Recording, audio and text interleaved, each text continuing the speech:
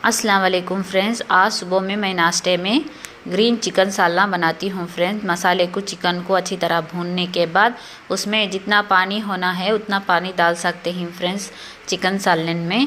और उसमें मेथी की भाजी और सब चीज़ें डाली हूँ, आनियन कोकोनट सब पीस के डाली हूँ। और चिकन सालना ग्रीन चिकन सालना तैयार होने के बाद इस तरह रहेगा।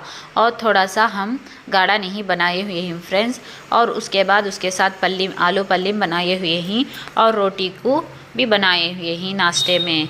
और नाश्ता सब बनने के बाद बच्चा नाश्ता कर लिया है और कैरियर बॉक्स भी बनकर और बाकी के कपड़े धोती हूँ फ्रेंड्स वॉशिंग मशीन में। ये वीडियो पसंद है तो लाइक कीजिए, सब्सक्राइब